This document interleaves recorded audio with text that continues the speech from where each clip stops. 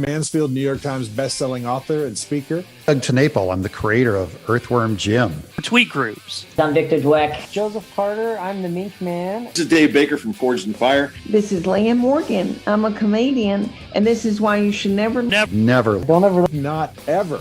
Don't waste your time. Oh, you really should. listen to those darling, yummy Reverend and the Reprobate. Hey, everybody, welcome to the Reverend and the Reprobate. I am Lucas Pinkert. I'm the Reverend for this episode and all episodes into perpetuity. But now, ladies and gentlemen, it's time to heed to tricep, mill about smartly around the premises. And let me introduce you to the Reprobate, Dan Gibson. I'm Dan Gibson. I'm playing the Reprobate today. Oh, wow. I'm stealing your line. Congratulations. And on today's episode, we have the fabulous, the talented, the dimpled Kira Davis. Kira is, I feel like we always say like, oh, this is one of my favorite guests, but every guest we've had on has been incredibly cool. I love all of our guests. Kira, I think, is one of the guests that consistently gives me an education. Yeah. And that's one of the reasons that I love her so much, because I consume Kira's media weekly. So I listen to her Just Listen to Yourself podcast. I love her as a follow on Twitter. My favorite thing is tweeting at her. Yes. Yeah. Kira is very responsive to our tweets, and both in good and bad ways. Not all of them deserve attention. No, they don't. But she does. I think in our case, hey, at Kira Davis. Yeah. What do you think about spaghetti? She treats us a little like that nephew that she, those troublemaking nephews she sees sometimes at the family reunions, where she's like, oh, look, you did a thing that's funny. Oh, look, boys. Don't set the blocks on fire. You shouldn't do that. You need to stop doing that now. I'm not going to tell your mother, but I am going to tell you. But the match is down. Yep, stay it away. So, Kira was great. We get into some talk about aliens. We talk a lot about race. And the way that there's a lot of funny stuff and serious, heartfelt, in-depth discussion. Yeah, she talks about being a black mom and a parent and what that looks like in the community that she lives in, but also how it has structured a lot of her political views. We talk about the California recall election. She does a great job of explaining the process for those of us who are outside of the state. We talk about the candidate she's supporting, and we have a wonderful controlled rowdiness segment where Kira reveals to us that she secretly thinks that Gavin Newsom might be really good at this job. Listen and find out.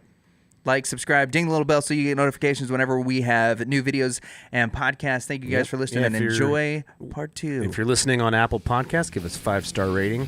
Go ahead and hit the like button. You can always hit unlike later. Thank you. Danley with us again today on these airwaves. On our sweet, clean airwaves. Is, the most charming. The dimplest. The cutest and fiercest guest we've ever had. She is a political commentator, comedian. She runs the Just Listen to Yourself podcast and is the editor-at-large at RedState. It is the fabulous, beautiful, the talented Miss Kira Davis. How are you, darling? Thank you for that introduction. You guys are my favorites. Well, see?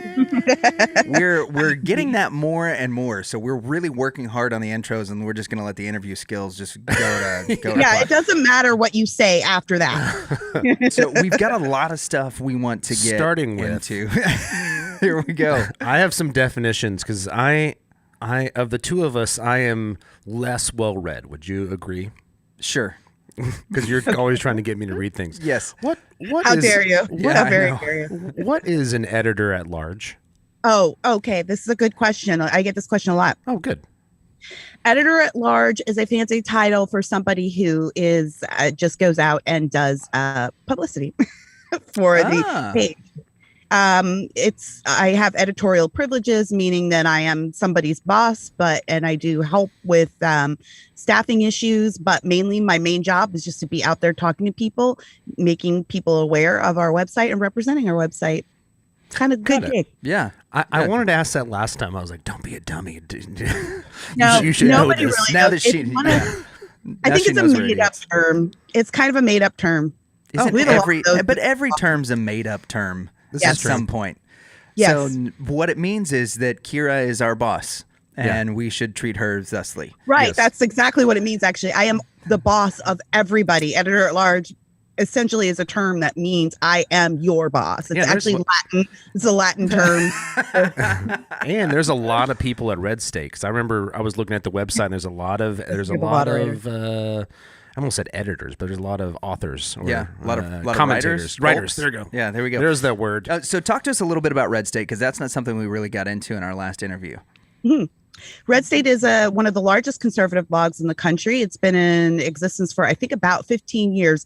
It kind of came about during the, or maybe a little bit earlier, before the Tea Party days. It was started by a gentleman named Eric Erickson, who has since moved on to bigger and better things. But he started it as a way for, it really was a diary blog. It was a way for conservatives when media first started opening up to conservatives and right-wing commentators. Because that used to be really monopolized by mainstream media. He started it as a place where just regular people could come and maybe write down their thoughts. These were the days before Facebook even. So a lot of people didn't have a place to express their views that weren't, quote, mainstream media views. It morphed into a reporting site.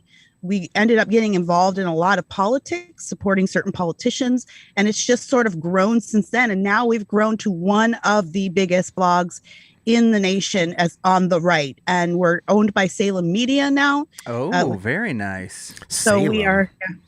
We're corporate now. I shall not respond to that. Just in case anybody's watching. We had a good friend who used to work for Salem Media, and then they sold out to idiot. And then they sold out to Cumulus. Ah, yeah, that's the radio side. Yep. That's a whole different beast, but it's a complicated industry actually. But so that's what I do, and I am really happy to have a home over there, to have a steady job, steady work, to be able to say the things that I want to say and be supported. And one of the things I'd love to say about RedState that I think I doubt it most people are aware of, but one of the things that I have been very conscious about as a conservative writer, as a Christian, as somebody who consumes media, I think there needs to be more minority representation on the right.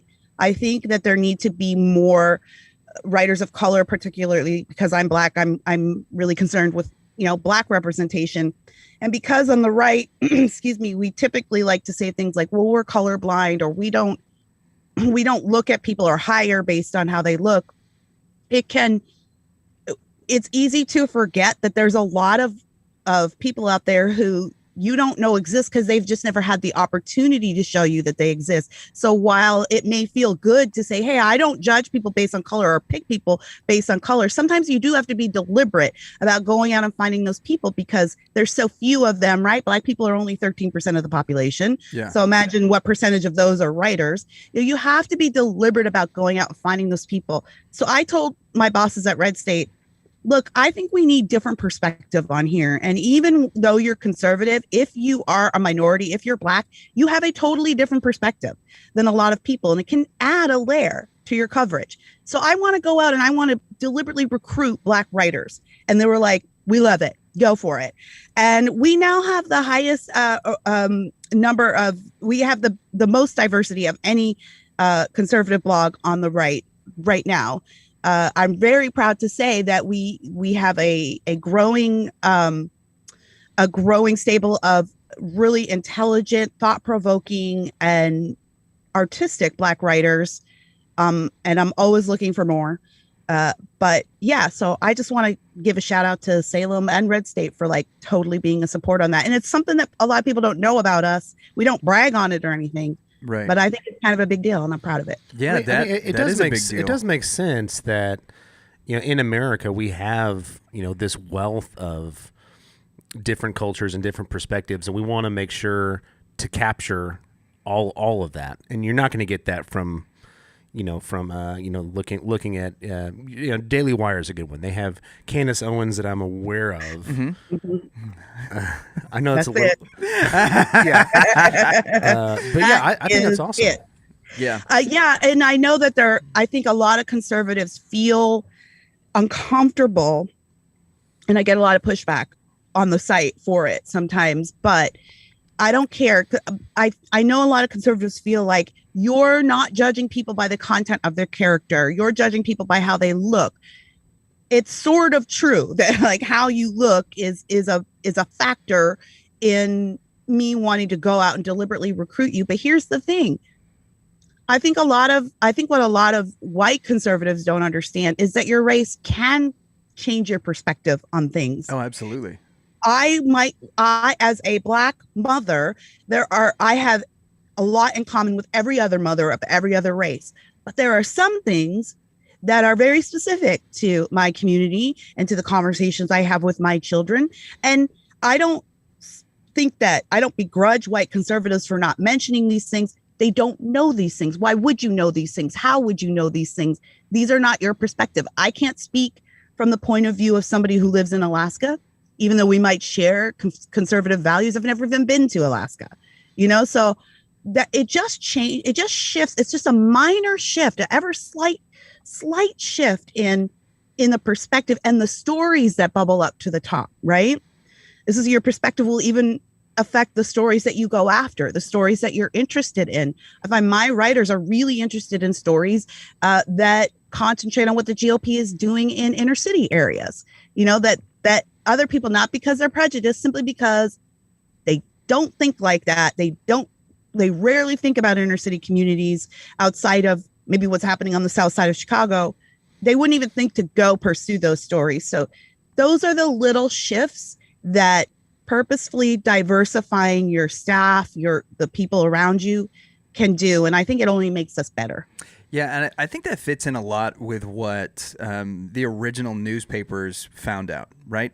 That, like the New York Times, for instance, when they were the paper of record for the United States, one of the things that they did, especially in their sports department, was that they sent beat writers to each of the cities, or they found a beat writer in each of those cities because they had a vested interest and they knew the way that the people in that area talked.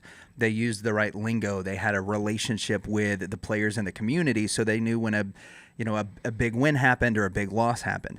And so we can see that, and we recognize it in areas like sports. We recognize it in areas like fashion and things like that. Why do you think it is that it's taken us so long to make that same sort of representation the standard within the political fields? I think people just feel like they're being pulled to the left on the issue just because of the rhetoric surrounding race. And so they don't really put a lot of thought into it. I understand the reflex. I really do. But I think it's important to put a little bit of thought into why we would. And again, like, I agree. I don't want to go out and just be like, hey, you're a Black person, come on board. That's not the process. Right. But it is like, I've got my eye open for these people. I want to nurture these people. I don't think people understand how difficult it is to be seen on the right as a Black person. Yeah.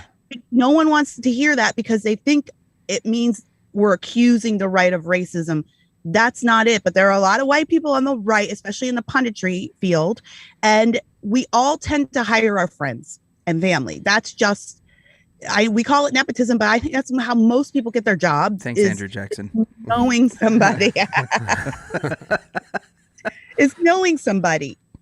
And a lot of white conservatives don't intimately know a lot of Black people. And so it's not a fact of you're purposefully avoiding us.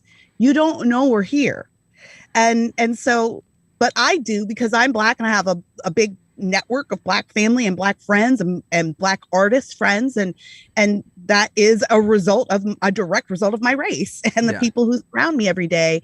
So it isn't an issue of wanting us to become woke or anything like that. It's wanting us to recognize that while we share the same political or even spiritual values, our perspective on life is very different. And that's okay. In fact, that's a good thing. We should be reminding people that this is a diverse ideology and that it extends beyond the color of your skin, your religion, or your ethnicity. We have core values, and then we take those core values and we apply them to our individual situations. That's very American to me. Yeah, and you can see that kind of in social media. Like, even though we don't often see it in the mainstream conservative media, we're starting to see it a lot on social media. If you look at the Instagram and the Facebook accounts, even some of the YouTube accounts of guys like Joel Patrick and David Harris Jr., the very funny, albeit abrasive Hodge twins. You've got the very outspoken ladies like Diamond and Silk that are all, conservative people of color. But they have talked, as you just did, about the risk of sort of coming out as conservative, and that it was odd for them in their friend groups and within their families, but now that's kind of the way that they've made their living. We're starting to see that with some of the things that are going on in the California elections, which we want to talk to you a little bit about. The most recent being an LA Times article about Larry Elder saying that he was the black face of white supremacy. Yeah. So like how do things like that, does that affect the pool that you're able to pull from? Because there are black conservatives that are seeing, those the people on Instagram and Facebook and YouTube come under fire, but now they're also seeing it from major media sources. Is that something that makes it more difficult for you guys to hire? Sure, it is, because you're asking people to put a lot at risk, put a lot of social credibility at risk, and it can have a tamping effect, which I think is the purpose of stories like that about Larry, which he beat. By the way, do not take anything that comes out of they have a great entertainment section. Oh, for Read sure. that. Yeah, they have a really great. Do not take anything else seriously out of the LA Times. They were bought and paid for long ago. In fact, we just hired a cartoonist, Jim Thompson, who used to work for the LA Times. He had to leave because he did sports cartooning, but they didn't like the conservative tone of his sports cartooning. He didn't do political cartooning. He just wasn't being woke enough. It just wasn't bashing people over the head. That's right. And so they were like, this isn't really working out. And I think he eventually just ended up leaving rather than causing the big fight that I think they were trying to get to. I think they wanted him to go. Yeah. And so I clearly don't have enough. So we have him over at RedState now. He's a great cartoonist. Jim Thompson is his name. His series is Code Red. It's excellent. He's brilliant. But yeah, you can't take the LA Times seriously. They've been bought and paid for long ago. Right. I didn't even give that article about Larry a second thought, and by the polls, it doesn't look like most people did either.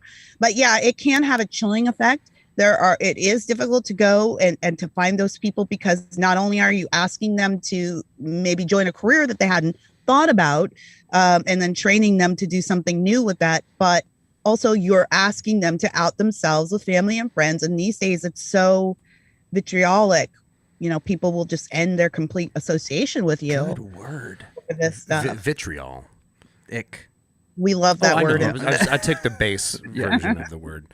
What is something you had mentioned earlier on, that as a black mother that you have taught your sons, or you've said things that we would have no concept of? What are some, or at least no direct experience with? What are some of? Do you have any examples of those? Yes. So we live in a hoity-toity suburban community now in Southern California. Those are the best kind. Yes, it is the best kind. Honestly, like our biggest issue is like somebody wanted to call the cops the other day because a dog keeps pooping on their lawn, and they're like, "Should we call the cops?" I don't think those aren't real problems. Yeah, for the police, lady. but yes. So I'll give you two examples. I have a son and a daughter. My son, we have a little pool, like a community pool, gated clubhouse pool down the street. And he and his friends will often go down there to hit the vending machines, because I'm not going to take them to the store. So they'll walk down there and pay $5 for a candy bar in the vending machines, but they'll forget their key card. Every community member has a key card to get you in there, and they'll forget it. So they climb the fence, and they do it at night. So one day when my son came home and told me he did that, I told him, look, you have to understand that your white friend going over that wall looks different to the people in our community than you going over that wall. They might not perceive it as a difference, but there is something subconscious that a lot of times, especially in communities like this, people will respond to, right? So I'm not saying it would happen. I'm not saying he'd ever run into problems. He never has, and maybe he never will. But it is a conversation we had to have with him about what people looking at you who don't know who you are and don't know you belong in this community, what they will think of you going over that fence versus your blonde, blue-eyed best friend going over that fence. The other example is this was a bit heartbreaking recently that we dealt with in our house. My daughter is 14 and she babysits in the neighborhood, and she was going to a new person's house down the street, and she got the wrong house. And so she knocked on the door and she peeked in the window, and then realized, oh, this is the wrong house. It's next door, and went there. Well, that person posted her video on the Ring app No. and said, you guys, look, this looks like a shady person. Watch out for this person in our neighborhood. She was snooping around and peeking in the window. And I don't have the Ring app. One of my neighbors pointed it out to me, and my daughter found it also and was devastated. And so I was having neighbors go on there and tell this person, this is a child. Take this video down. She was lost. She wasn't like camping out in your house looking. And the person, I guess, didn't want to admit that they were wrong. So they started erasing the comments that people were saying, this is a child. This is a teenager. You can't have this. And my one neighbor across the street went nuts. She was like, she's been here longer than you have. She's a part of this. Going off. She was going off. I'm like, calm down. She was ready to go over there with pitchforks. But we went down to the place. They didn't come to the door. They didn't respond to us at all. We wanted to have a conversation. I wanted them to take the video down, which we had to go through the Ring app eventually, just to get the Ring app to take it down on the basis of child exploitation. Mm-hmm. So the people did not voluntarily take it down. Ring app took it down. And then I did go leave a message with these people. And I think it's the best I can do without starting a flame war. But I said, look, my daughter is the only Black person in this neighborhood. And she walks around the neighborhood a lot by herself, or she walks the dog a lot. She's often around the neighborhood. And now you've identified her as a person of interest. And so the people who may not have seen the corrections on your post now have my daughter's face in their mind as someone they should be suspicious of. Mm-hmm. So she's in the neighborhood that she's lived her whole life. And now she could be in danger of being marked as a, quote, suspicious person because she has some unique identifications for this area. So it's stuff like that we have to deal with that maybe other people don't even think about as a problem. And she ended that message with, don't make me call my family from Pennsylvania. And you never heard back from the neighbor? Never heard back. Wow. That's very disappointing. Never heard back. I don't know. It would be fun if the neighbor was a fan of this podcast, but I'll just say I've been to their house more than a few times to see if I could catch them on the way out. Californians and hoity-toity areas. But I've dealt with a similar situation in this neighborhood before many years ago when we first moved in. And what I learned from that situation is that grace, you have to lead with grace. I was very angry, which is a natural reaction, I think. But I think I did what I could. And to do anything else would be to really escalate the situation. And I don't think that that's necessary. It's unfortunate, but it is what it is. But these are things that, my neighbor across the street who was so angry, she was like, I would never think to have to deal with this with my children, And when I pointed out to her that it's not just an issue of maybe them being slightly bigoted or racist looking at the picture, but it's also an issue of her walking around this neighborhood now by herself and being identified as someone who's, quote, shady. And she was like, mm-hmm. Wow, I never even thought about that. Yeah, could she? Yeah, that is heartbreaking. Yeah. My mind immediately starts going to a whole bunch of things that are very sad. Yeah. But again, like you said, that I don't want to even get into it.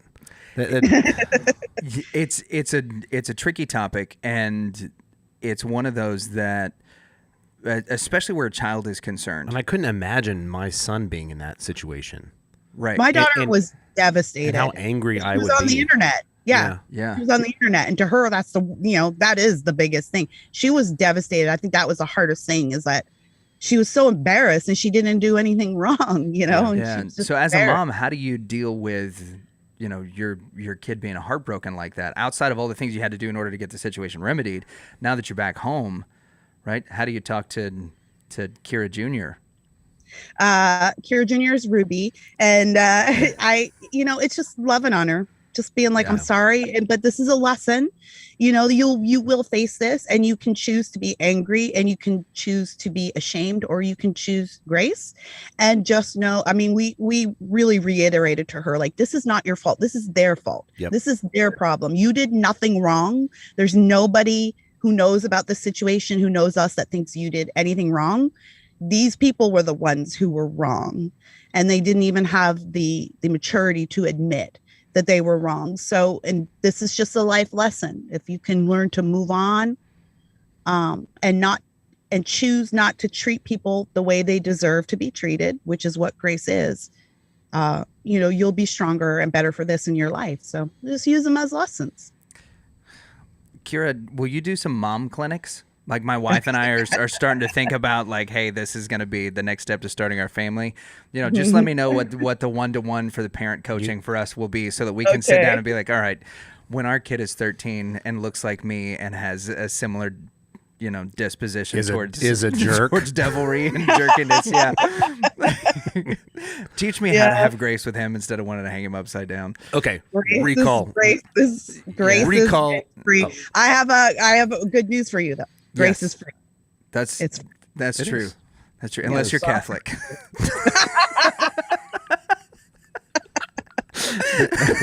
What are those things called that you had to buy in the medieval ages? The ones that like got you out of years of purgatory. Oh yeah, the papal somethings. It was like a cloth, a piece of Peter's robe. It was heretical. So we're gonna. I'm gonna look it up while you move shift. We want to talk to you about the California recall elections, because we've seen a ton of information about it. And being in Texas, all we're getting is secondhand information from mostly TikTok. So we need you to set us straight. We know that you are supporting a candidate. We've got lots of lovely pictures on your Twitter of you on stage with, how do you say his last name? His first name's obviously Kevin Kiley. Indulgences. Indulgences. There you go. Papal indulgences. Yeah. So you've been supporting Kevin Kiley. Talk to those of us who are removed from everything that's happening in the state. Talk to us a little bit about what the process is like for the recall elections and what your role in it has been supporting a candidate. And do you like TikTok? I mean, I think I would like it if I understood how to use it. Got it. I hate it. I know. I kind of want to get on there because there is a lot of social media value in it. There's a huge political sphere on TikTok that my neighbor across the street is much younger than me. And so she's always educating me on these things. And she's like, you need to get on TikTok. Look, this is the person I thought. And there's actually a big conservative presence on TikTok. Yeah, there is. As well. I think because the Chinese own TikTok and they don't really censor a lot. So on TikTok, you just have to raise your arms and do this and you get 300,000 likes. I know, that's what I'm saying. I'm like, no, I don't know a lot about TikTok. Okay, go back to your question. I'm done derailing. Okay, recall election. What's going on with the recall election, and what's it been like supporting Kevin during the election? Okay, so let's start with this recall election, because I think this is an important concept to explain to people from outside the state. It's a little confusing. It's not like a regular election. And because it happens so rarely, even most people inside of California don't know how the recall mechanics work. So here is how a recall in California works. You have two questions. That's it. Two questions on the ballot. First question, do you vote to recall Governor Gavin Newsom from the office of governor? Yes or no? It's a yes or no question. If the yeses win, you go to the second question, which is, okay, of these people, who would you prefer to replace him? And then whoever has the most votes on question number 2 automatically replaces him. So this isn't a head-to-head election. He's not running against Larry Elder or any conservative. He's running against himself. The only question that matters is number 1, yes or no. If he loses that by the yeses winning, then we just pick whoever has the most votes, But it could be if nobody, ostensibly, if nobody voted for anyone on question number 2, and let's just say for some weird reason that 3 Californians wrote in Kermit the Frog. Kermit the Frog is the governor. That's what you're rooting for. Gonzo is now transgender, so maybe that fits better in California. Leave that out of this. So that it's not. I know there's a lot of people out there who are looking at our field. A lot of conservatives were disappointed with Caitlyn Jenner. And by the way, Jenner is just in there Caitlyn Jenner is looking for a reality show, and that's about it. But it's not unusual to have this kind of celebrity freak show in our election process. We've got a porn star running. She runs every election. Mary Carey is her name. We've had celebrities run. We have TikTok stars running. Like, it's a free for all in the Golden State. It's not unusual. Is Jenna Marbles running? I don't know who's Jenna Marbles. She's fantastic. But go ahead. She's somebody that hasn't been relevant in about 5 years. She's not on TikTok that I'm aware, so it doesn't matter. Okay. Yeah. But Okay. So that is the recall thing. So there's a lot of people who are saying, the Republicans can't get it together in California. They can't even put up a good candidate against Gavin Newsom. There's no one running against Gavin Newsom. Gavin Newsom is running against himself. This is why you're seeing him out there giving strange interviews and being salty, and because he knows he's losing in the polls. The only way Newsom wins this recall, survives this recall, is going to be cheating. That's going to be the only reason. Yeah, he's running against his reputation, which is good for Governor Which is Goodhair. what he's done. Yeah, yeah. So we've seen a lot of stuff about mail-in ballots in the recall election. We know that that's been a hot button issue. We can't use the F word on this podcast, which is not what you think it is. It's FRAUD. We can't say that. We can't say it at RedState either. Yeah. So there's a video that's going around, and just call and it, a theory call that's it making election frogs. So election frogs are a big issue. Yeah, election frog is a big issue. So, but there's one particular video that's going around that we've seen circulated, and it has to do with the mail-in ballots. And if you fold the mail-in ballot the way that it comes after you check the box, it will, in a really weird window, show whether or not you voted yes or no on the first item, which is, do you recall Governor Gavin Newsom? Have you seen anything about this? Are you aware? Yeah, there's some issues with the fold too, where Larry Elder's name is on the fold, and that might affect like the automatic counting. But from what we've been able to tell, that we have a huge contingent of California writers over at RedState, so we've been monitoring this. I think that's a little bit of hysteria. I don't think that, and there is a group here in California called the Election Integrity Project, which is actively working to shore up the election process. I don't know all of the details of what they plan to be doing, but a few things they're doing is clearing the voting rolls, making sure they have observers, stuff like that. We've had to sue. Of course, the state is not going to clear the voter rolls without suing. So it's a constant lawsuits, but they are doing that. So there are people on the ground here. I think the California GOP is starting to activate a little bit more than they have in the past, seeing that this recall could actually be a success. They are actually committed to working within the legal boundaries to monitor our election counting. Now, that doesn't mean that election frogs are going to be put down for good. Yes. With a hard G. Frogs. Just in case subtitles get it wrong. But there are concerns, of course, about extra ballots. I mean, now every single Californian gets a ballot now, whether you want it or not. I have 3 sitting in my house right now. I have 5 for the 2020 election. There's only 3 voters in this house. Really? There's massive, and what happens to those extra ballots? And you know what I mean? When people don't use them. I don't use my mail-in ballot. I go in the day of and I vote in person like a real American. Good job. But I don't use mail-in ballots.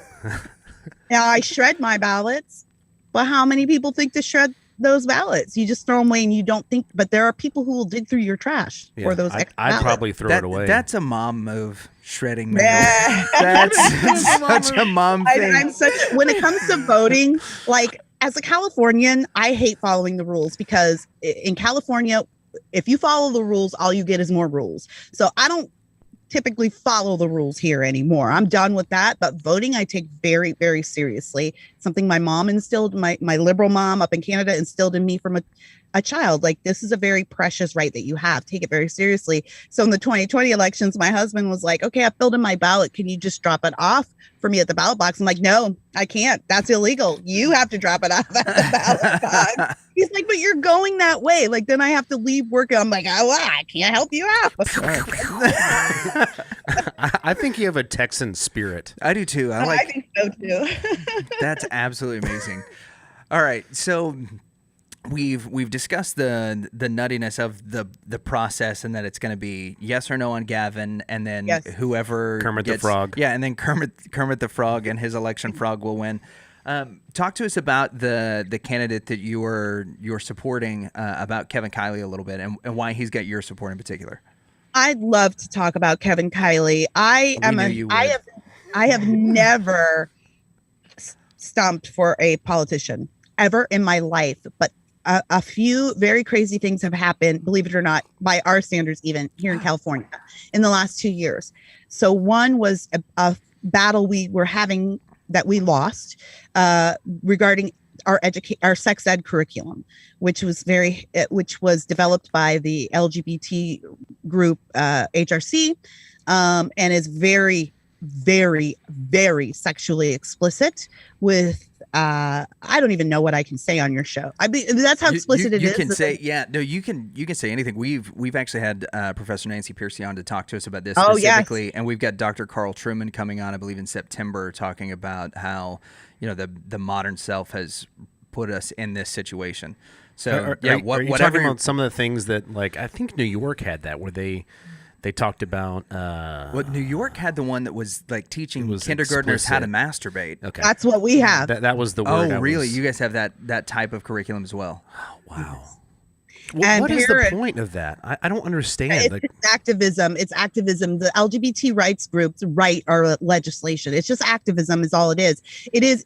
I mean, if we want to take it deeper to like a spiritual battle, like the idea of like trying to eliminate the concept we have of created differences, created roles in society, of biology, created biology. It's an insidious because one of the things that they insert into these curriculum is to usurp parental rights. Yeah. So that you can't opt out of these things, and it makes it legal for them to be secretive about when they're teaching your kids these things, or teachers don't have to report gender dysphoria or sexual assaults that may involve a quote trans kid.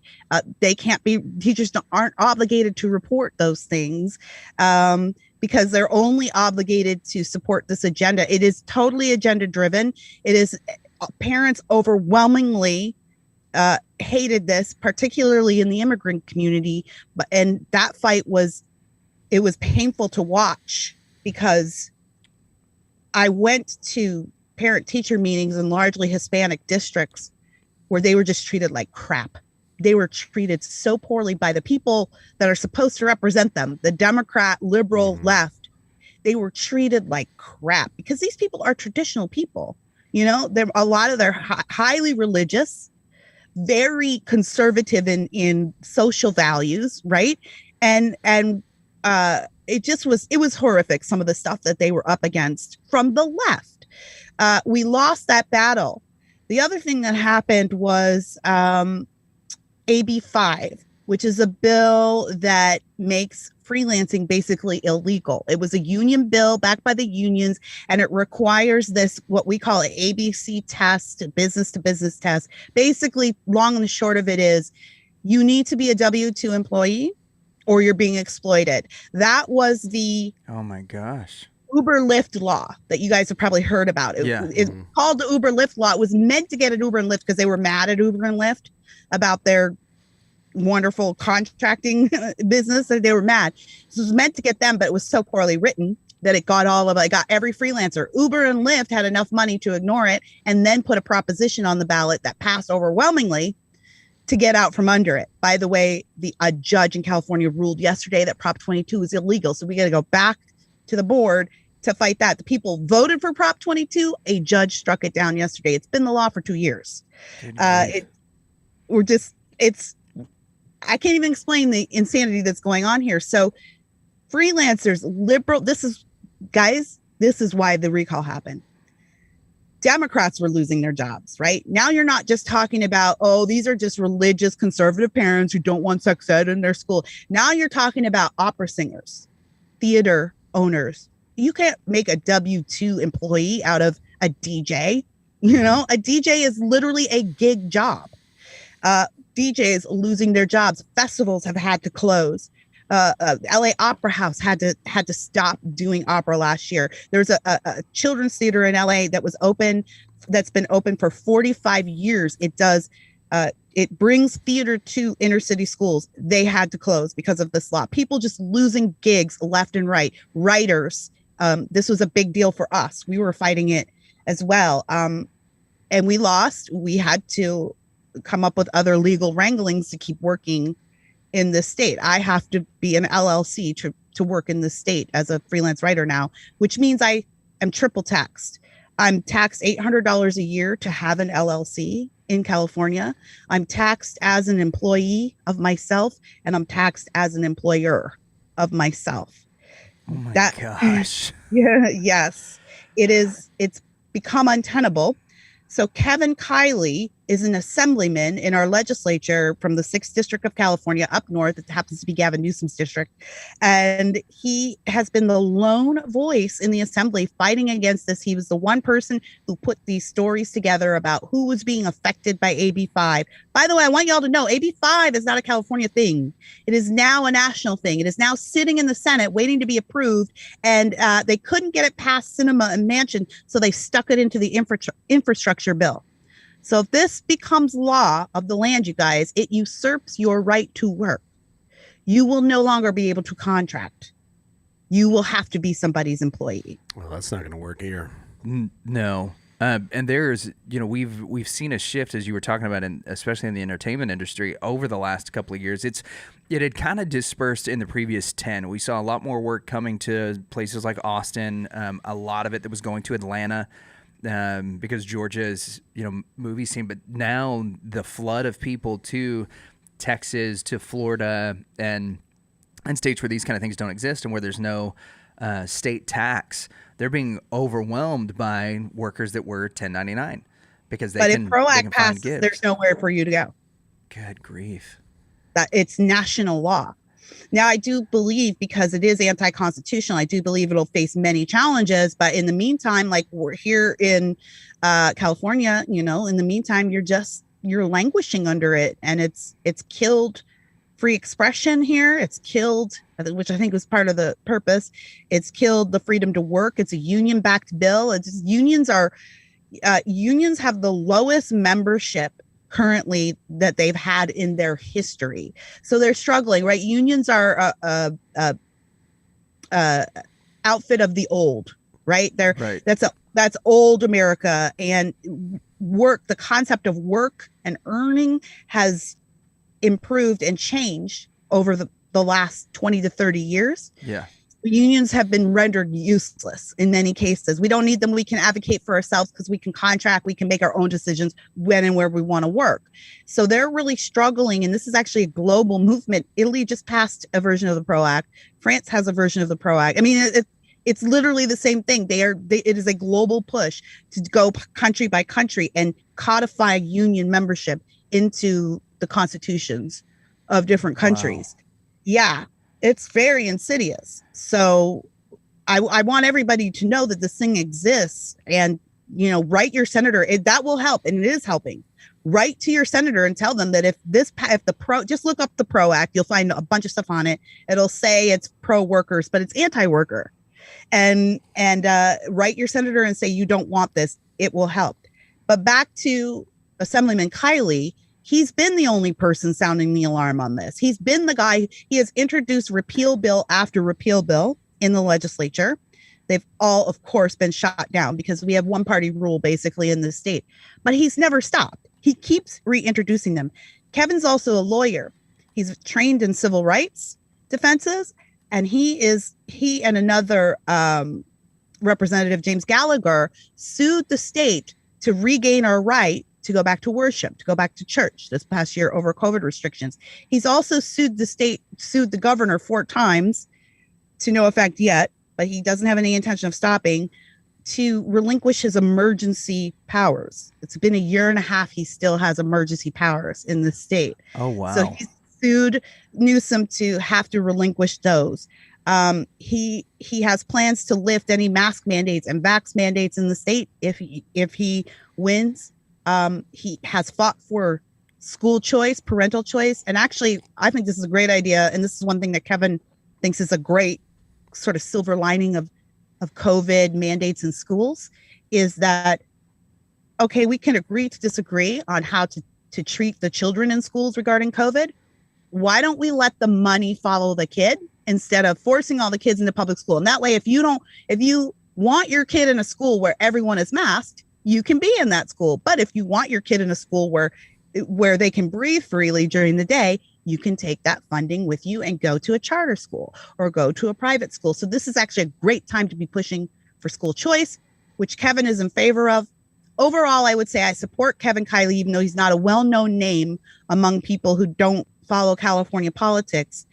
I want to support Kevin Kiley because I believe that he has the track record. He's been fighting for this state, and I've seen it with my own eyes. So I typically don't get involved in races, but this guy's the real deal. And when you hear him talk, he's very persuasive. He's not just personality. He has real plans to change the state in a way that I think could be measurable for both sides of this ideological fence that we're always straddling here in California. I think for Democrats and for Republicans, there could be measurable advancements with this guy as governor. However, as you guys know, there's a lot of other people on that. Mm-hmm. Yeah, no kidding. I've been really intrigued by Kevin Kiley because he's shown up in your Twitter feed, because I've never seen you do anything like this before. And seeing campaign pictures of Kira Davis, I'm like, what? That's all I need to know. Yeah, but obviously, like if I was in California, like just by association, he's getting my vote. But I think that's really, really interesting, and I always am curious when somebody like you, who has been very, I'm trying to think of the right way to put it. You've been very adamant about preserving your journalistic integrity. You're not. Sure. You haven't thrown in with anybody. You do come from a conservative worldview and perspective, and you make that known. But you also have always been very fair and balanced. So to see you supporting a candidate, I was like, all right, either this guy is the real deal, or he's got like some incredible blackmail on Kira, and we want to give her the opportunity on our show to come out from under it. He is totally grassroots. He is totally grassroots, almost exclusively. In fact, we organized an event for him in Simi Valley last night, which I was honored to host. And that was just simply a group of women who were like, this guy needs help. We're jumping on. Nobody's getting paid. Nobody's doing it. But we just really believe in his message. And even people there, once people hear him speak, they go, oh, yeah, this is the guy.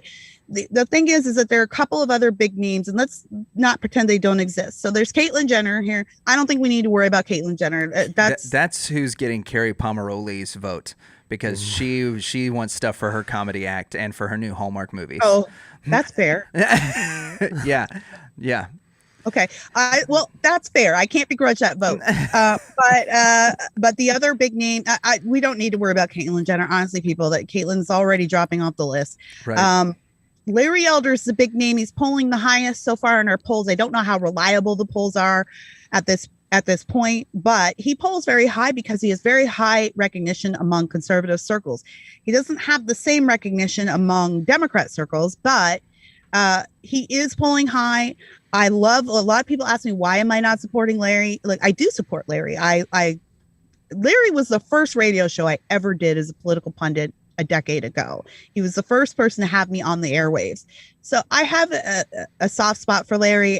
I love him as a pundit, and it sure would be fun to have Larry Elder as governor. Oh, no doubt about it. Yeah. But Larry is an entertainer. And California has some deeper problems than I think can be addressed by someone who just is very intelligent and has some really good cutting views on politics. I need someone who can go in there, because here's the other thing people don't know. Whoever wins the election in 2 weeks, you've got 1 year till the next election. 1 year. So you have to be able to go in there and start changing stuff day one. And I think Kevin can do that. I don't think Larry has a good enough handle on the process of the California legislature to do that. But that being said, I'm not anti-Larry Elder. This is my guy, Kevin Kiley. I think he could be a really great leader for California. Do you see Kiley running in 2022? Yes, I do.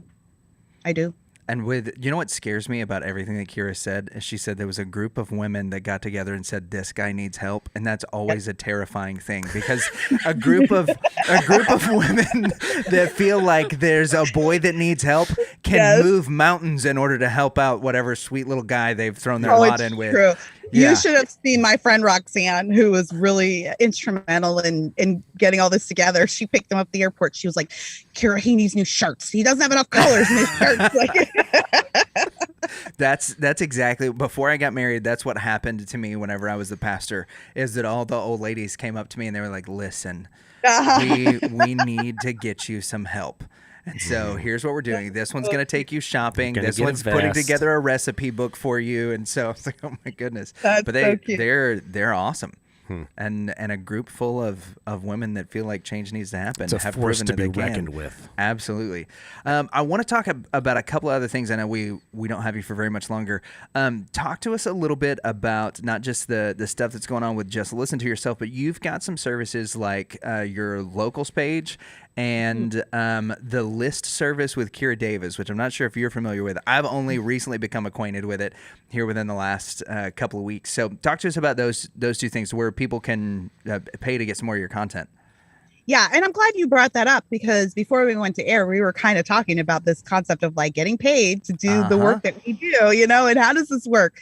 So I'll start with what these things are. List service is my RedState podcast. It's for RedState VIP subscribers. You can go to RedState, click on the VIP icon on the top, and if you subscribe, you get a discount to all kinds of VIP content from across the spectrum of websites we have in the family. We're part of the Town Hall Media family. So we've got Bearing Arms, we've got Hot Air, Twitchy, Town Hall, of course, and RedState and PJ Media.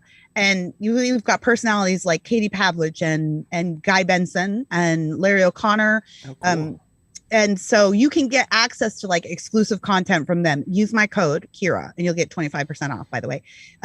But that being said, my other page is a locals page. Locals is Dave Rubin's social media site that he set up with some partners when he started getting banned from YouTube and demonetized from YouTube. Locals is like a Patreon type thing where you can go, you can sign up a subscription to your favorite personalities, and then you have access to whatever bonus content, personal content. I post a lot of just personal content that I wouldn't feel comfortable posting in the regular media space. And then we have book club, we have Zoom meetings, we chat. I did my first live show last month in Cleveland, and some of my fans came up to see that. So that's davisnation.locals.com if you want to get on there. Now, a lot of people will say, there are a lot of people, particularly on the conservative side, who feel uncomfortable about paying money for content. And I get that. You know, a lot of people will say, this feels like a money grab.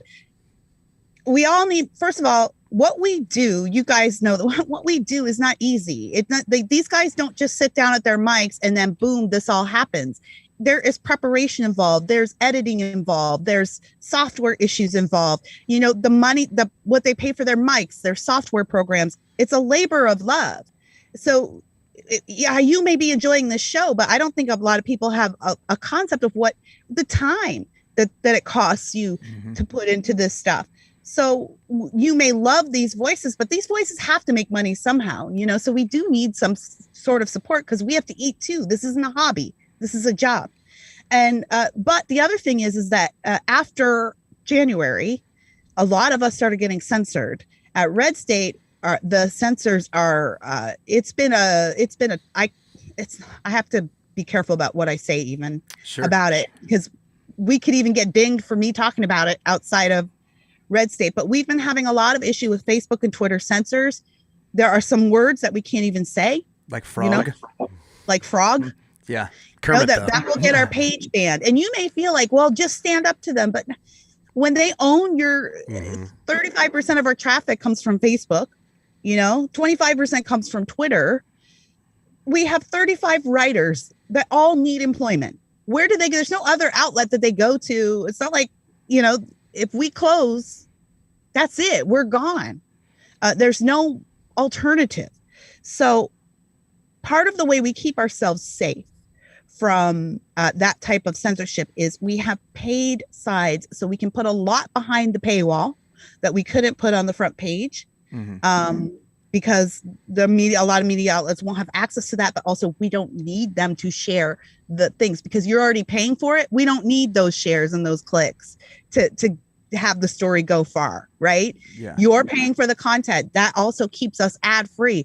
Advertisers are also part of the problem. If you piss off your advertiser, that could be hundreds of or thousands of dollars a month in revenue that gets taken from you. That's happened to me personally in the past. I lost a big sponsor not speaking correctly about the Me Too movement, you know, and so the danger out there is real. We're not trying to just be on the grift and make as much money as possible. We're trying to keep our voices safe, and we're also trying to feed our families while we be these voices for you that you can't be in your own community or your own house or on your own social media for whatever reasons.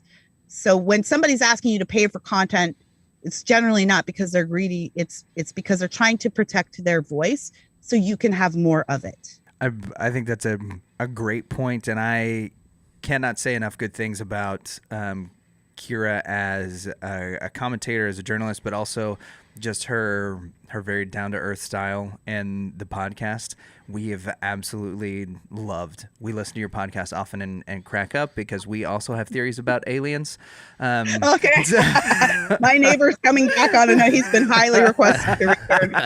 His wife is she's like, Kira, he thinks that he's a big podcast star now, please. Well, also the stuff that you do, like with your father-in-law, where your father-in-law is, from everything that we've heard on the podcast, is not just a very intelligent guy, but he's also very loving, very caring. The way that y'all's relationship is filled with both affection and truth is one of those things that I think is an incredible thing. And personally, it's one of those that, like, I aspire to have that kind of relationship with not just my friends, but other family members, where we can be loving, but we can also talk about things that are difficult, things that we may or may not agree on, in a way that shows that we have care and grace for one another, yet that there are moments of tension and friction within that. And you guys just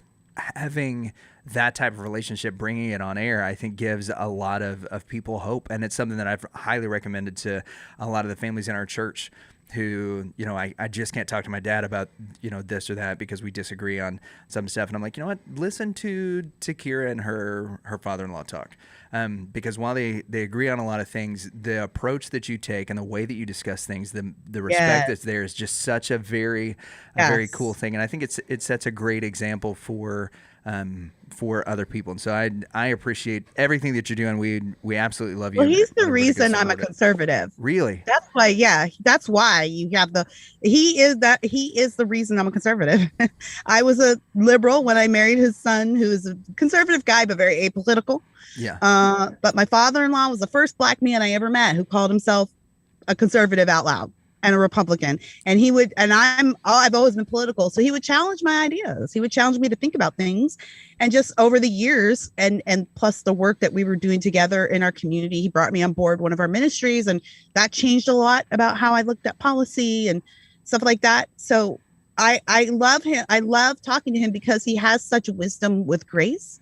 And that's what persuaded me. And so it wasn't like some hardcore, like, you're an idiot because you think this way. He let me say the wrong things. He let me give the wrong opinions, and he didn't judge me for them. He gave me the grace and the space to work through them. And I think a lot of times we stop people before they're about to do the work. Yeah. We stop them because we don't like what they said, or we don't like the way they said it. It was just offensive. Oh, you're hopeless. We stop there, but sometimes we just need to back up, say your piece, and then back off and let them do their own work. Because a lot of people, they do embrace reason, but what puts them off is emotion. So my father-in-law has been a great example to me. And also, if I just may, before we go, my father and mother-in-law, I have the best in-laws in the world. They really are. They are. You said that you hope to be that type of example. when I look at my in-laws, I think that's the kind of mother-in-law and father-in-law I want to be to my kids. They have never been anything but completely open to me. They have, I can remember my mother-in-law saying when I came on board the family, like, this is your husband now. This is not my son. This is your husband. And we lived next door to each other. So that could have gotten fairly weird. But my mother, she never came over without calling first. She never intruded. She always accepted my privacy and my primacy in my own home, and she always respected that, but gave advice where it was needed. And she said to me, Kira, I always told my sons that I love you. So whoever you bring home, I will love that person. And that's how I want to be, because I know our kids can bring home all kinds of crazy people. Strays. And some of them might not even, they really might put you off. Yeah. But I genuinely believe that you can change the nature of a relationship by leading with grace. And I don't think there's enough in-laws out there that take that approach. It's hard, especially if you think this person's not good for my kid. Well, this person is with your kid. So find a way to love that person. And you might find they change because of who you are. I changed because of who my in-laws were. So to me, my father-in-law is really like one of my best friends.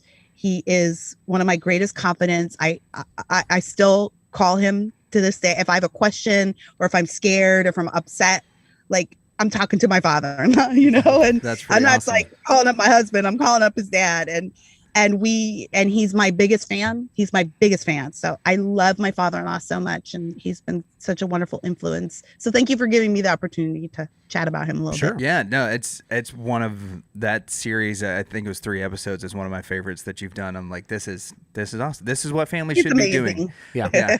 Yeah. Well, we end all of our episodes Controlled with rowdiness. a segment called Controlled Rowdiness. We know we've put you through the pace on this before. Last time we talked about Hallmark movies. This time, though, we're going to throw it with some off-the-cuff questions just to answer with the first thing that comes to your head. Daly, I'm going to let you start this out. Okay. So, assuming that the recall passes and Gavin is recalled, Gavin Newsom, what do you think is his most likely next job?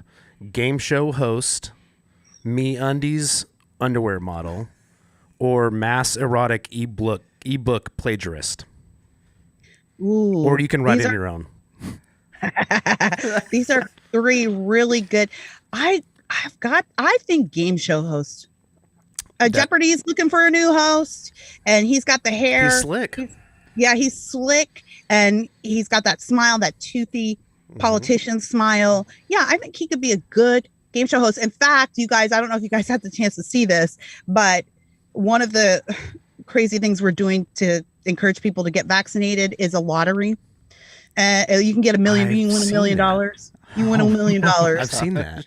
Yes. And so the first pick that he announced, it was like a game show. He had a wheel of fortune behind him, and it was like all this gold lame stuff. And I mean, it was just, go look it up. It was the governor spinning the wheel. Do you get like an entry for each shot? Because like that would make me not want to take the Johnson and Johnson. If like you get I'd a want to booster- need the Pfizer and the Moderna. If you you get the booster, is it entry. half of? You do get the entry after your second shot or your first of Johnson or Oh the my J&J, yeah. gosh! And I keep That's like amazing. I did get vaccinated, and after the second shot, like they won't stop texting me. They keep telling me I'm in this lottery. I'm like, don't text me unless you have money for me. Yeah, and That's amazing. Pfizer has been FDA approved. No, congratulations to Pfizer. Yeah, as of I believe today. Pfizer has up today. Yeah. Yeah. Well, that's awesome. See, I think he would make a great villain for the next season of The Flash, right? Like he's not going to be a good actor, but he's good enough for the CW. I feel like that's. I feel like that's kind of where I He'd see have him. to lose his hair, but he could pull off Lex Luthor. Yeah, for sure. All right, Kira, if taken at face value, how much is a quarter worth? 25 cents. That a girl. There you go. Okay, alien talk. There are 6 theories. I want to know which one you think is most accurate.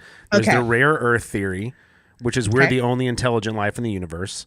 There's the Great Filter theory, which is other intelligent aliens died in mass extinctions already. The Great Silence Theory, other aliens are too intelligent and we're simply not worth their time. The Early Bird Theory, which is life begins first on Earth and we're the most advanced beings in a different kind of life, which is they are not carbon-based like us. Which of those do you think? I can go through them again. There's a lot. Yeah, I got it. Okay. I think about this way more than I should. And actually, I missed one. There's in a galaxy far, far away, which is they're too far out of reach. Okay, that makes sense. No, I'm rare earth.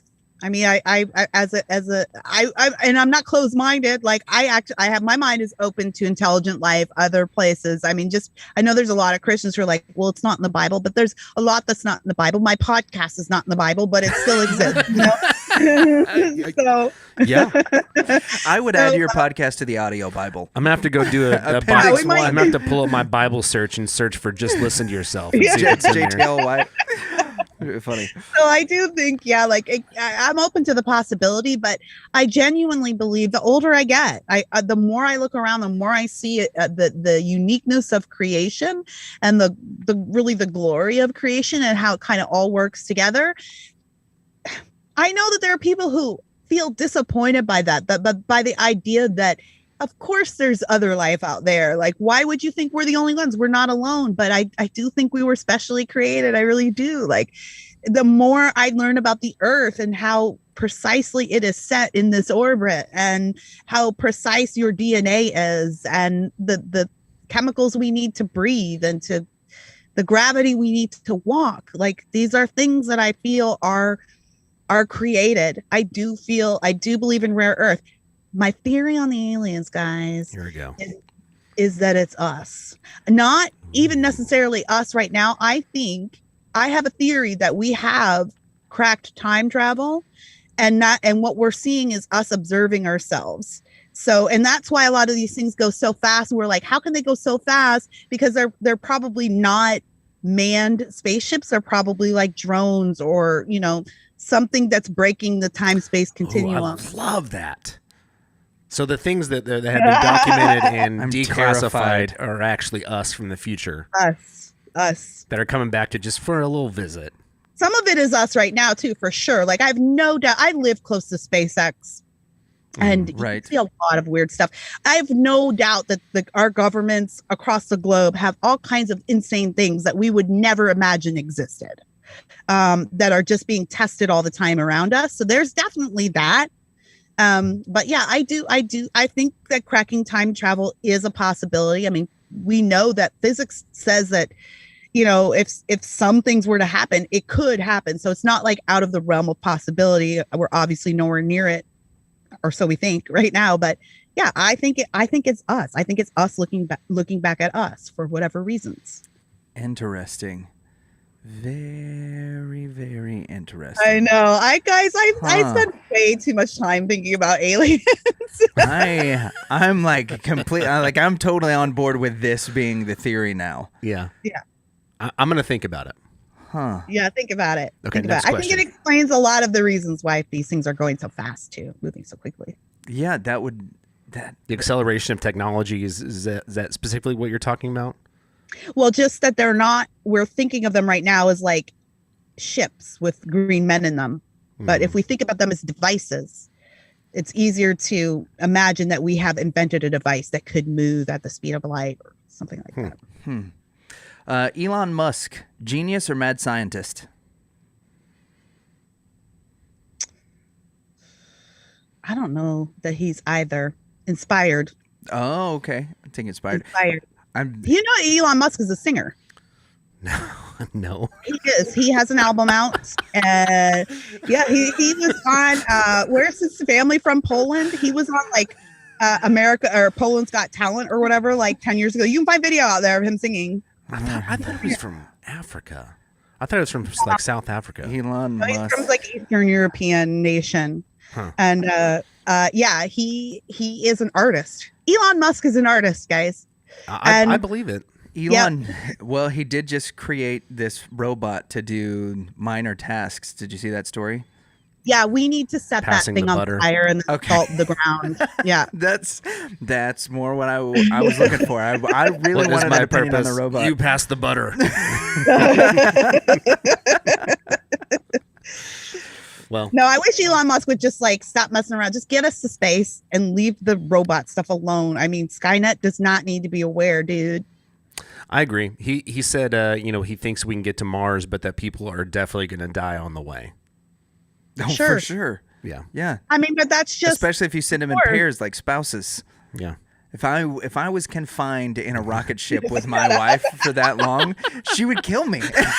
Like, there's no, and everybody else would just be okay with it because there's no place to hide the body on the ship. Yeah. She can't just like put me in the forest like they well, do no, on that's a good Dateline. movie plot. That's a good movie plot. I'm A an murder introvert, so I'd be mystery. okay. That It's could like be all our the extroverts get killed. What if that's our new Hallmark movie? Is the two Murder? Yeah, no. Murder. That there's couples that are on their way, like just singles, right? And there's a bunch of single moms with precocious kids on one side of the Yes, rocket, me and too. then Yep. and then well-to-do guys Yep. that are too busy to do anything else that have just been assigned to Mars, and that they, And they're celebrating Christmas at the time.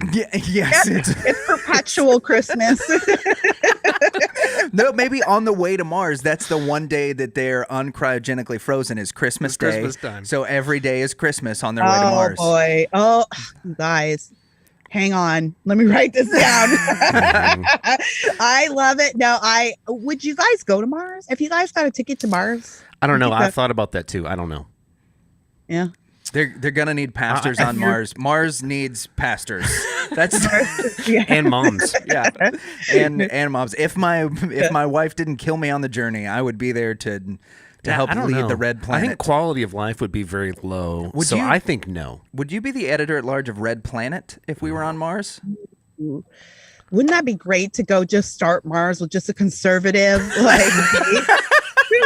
just like start it with the revolutionaries Maybe- and see how that works. Maybe that's how they're all going to get rid of the conservatives. They're like, send them to Red Planet. Well, We I- think And that then it everyone would should do become- what they want.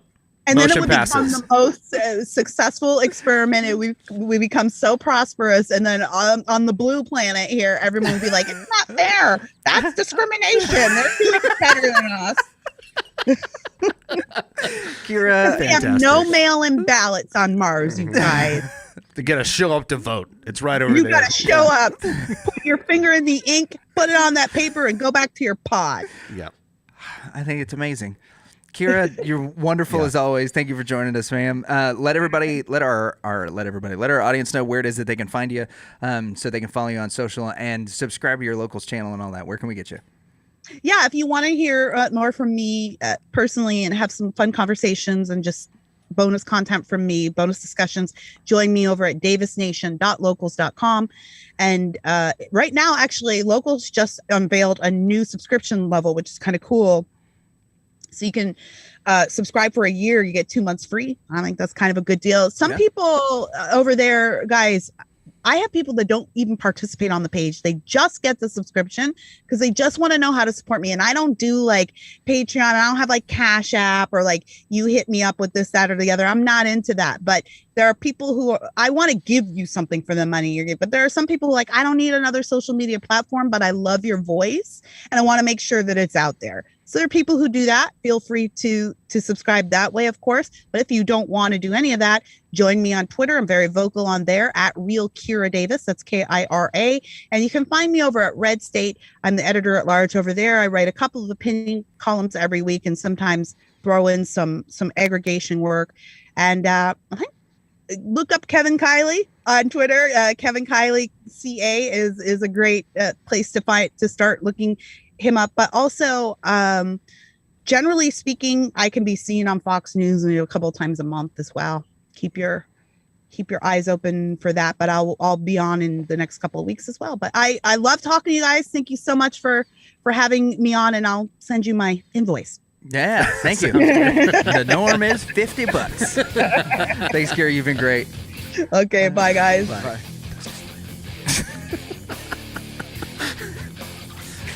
It's a great line. I'm just gonna steal from Alan.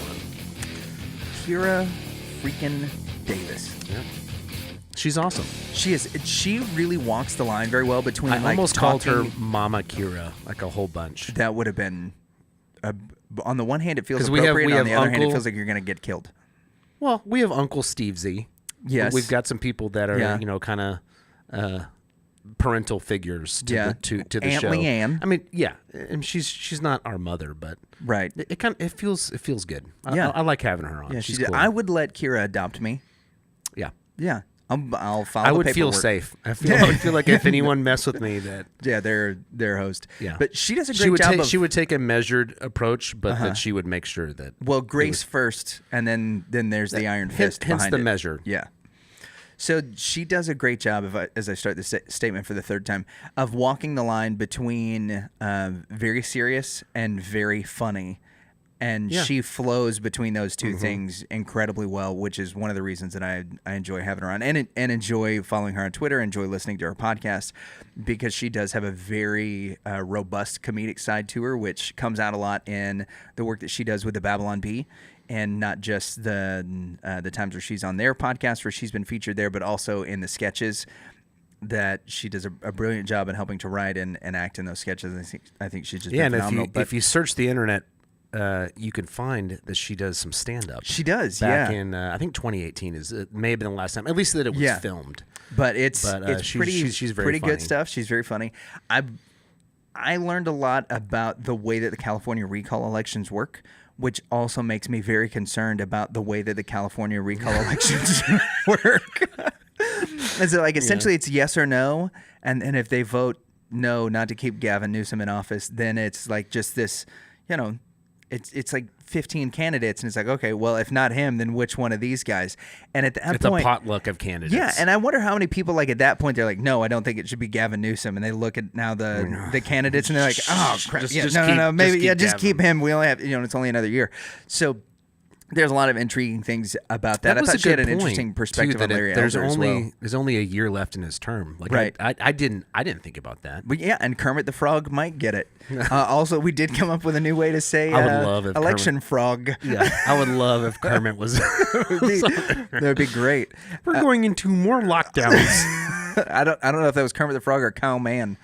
Yeah, I don't know. I think that's a very bizarre way to do this recall election, but with only a year left, it'll be interesting, I think, to say the least. And that's happening, she said, on September the 14th. So we'll make sure this episode goes to air before then. This episode is airing before September 14th.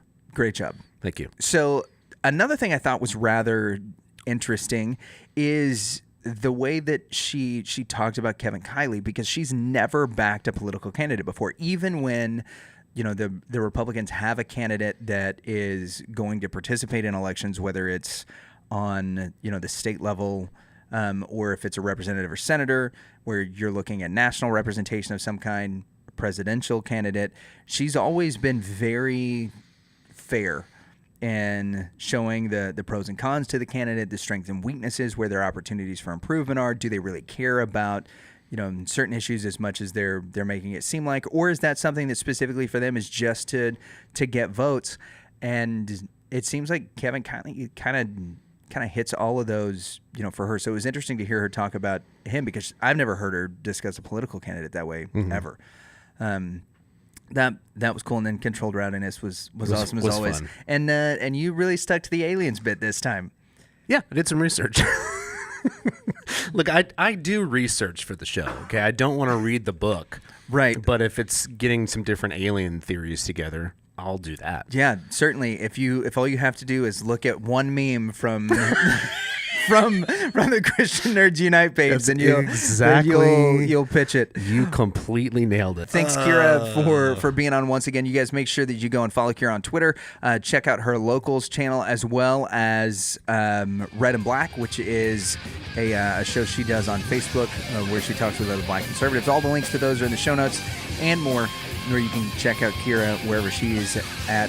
For the Reverend and the Reprobate, I have been Lucas Pinkard. Danley has been terrible. I've lived up to my name. You have indeed. As the Reprobate. But you know what? I appreciate that about you. Is that what you appreciate about me? It is. Okay, bye. I'm Kira Davis, And this is why you should never listen to the Reverend and the Reprobate. They watch Hallmark movies. Big thanks again to. Hey, wait, what did you think about the mass erotic ebook plagiarist? Hated it. Hated that 100%. And I'm really glad that she went with game show host. That's probably going to get cut from the episode, as is this. But anyway,